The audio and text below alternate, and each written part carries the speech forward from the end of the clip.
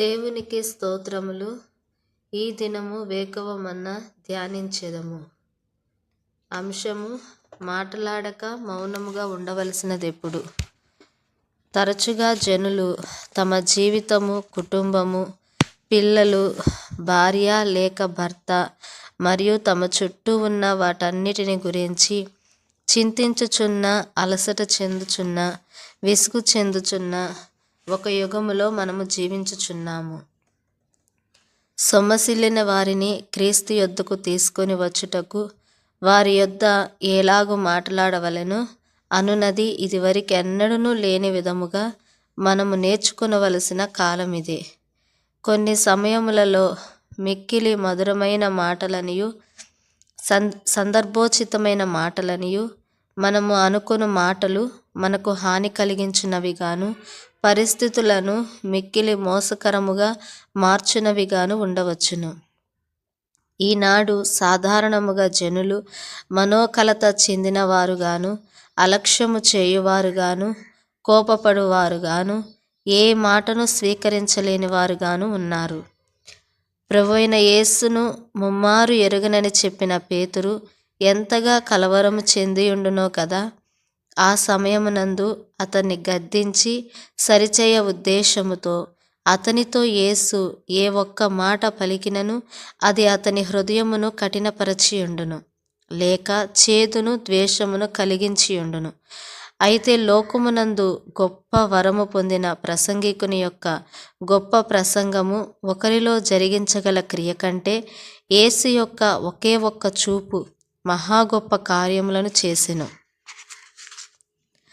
అప్పుడు ప్రభువు తిరిగి పేతురు వైపు చూచెను. పేతురు ప్రభువు తనతో చెప్పిన మాట జ్ఞాపకము చేసుకొని వెలుపలకు పోయి సంతాపపడి ఏడ్చెను. లూకాసు వార్త 22వ అధ్యాయం 61-62 వచనములు. ప్రభు యొద్ద నుండి వచ్చిన ఒక్క చూపు, కనికరము మరియు ప్రేమతో కూడిన ఆ చూపు, జాలితో కూడిన ఇంపైన ఆ యథార్థమైన చూపు అంత గొప్పగా క్రియ చేసెను. అది ప్రభు యొక్క మాటలను అతన్ని జ్ఞాపకమునకు తెచ్చెను. దుష్ట సహవాసము నుండి అతన్ని వెలుపలికి రప్పించెను. వాటన్నిటికంటే తన ప్రియ రక్షకునికి విరోధముగా తాను తలచిన ఆ చేదైన పాపము కొరకై అది అతన్ని సంతాపముతో ఏడ్చునట్లు చేసెను. ఎలాగు మాట్లాడవలెను అనే విషయమునందు మాత్రమే కాక సందర్భమునకు తగిన విధముగా దేవుని నడిపింపు ప్రకారము మాటలాడక మౌనముగా ఎప్పుడు ఉండవలెనో ఎరుగునట్లు మనలను మనము క్రమశిక్షణలో పెట్టుకొనవలెను. కొన్నిసార్లు ప్రసంగాలు సంకటమైనవిగా ఉండవచ్చును, అవి కాలానుగుణ్యముగా ఉండకపోవచ్చును. కానీ అలాంటప్పుడు మౌనం వహించితే అదే పసిడి పంటలు పండించును. ఆమేన్. దేవుడు మిమ్మును మీ పిల్లలను దీవించునుగాక. ఆమేన్.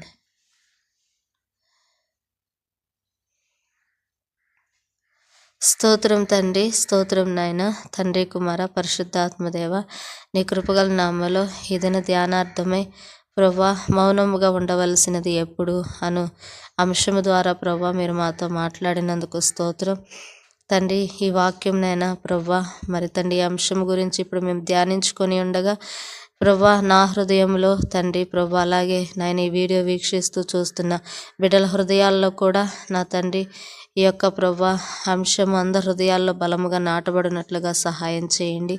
అందరి హృదయాల్లో ఈ వాక్యానుసారంగా జీవించుటకు అందరినీ దీవించి ఆశీర్వదించమని యేసయ్య నామములో అడుగుచున్నాము తండ్రి. ఆమేన్.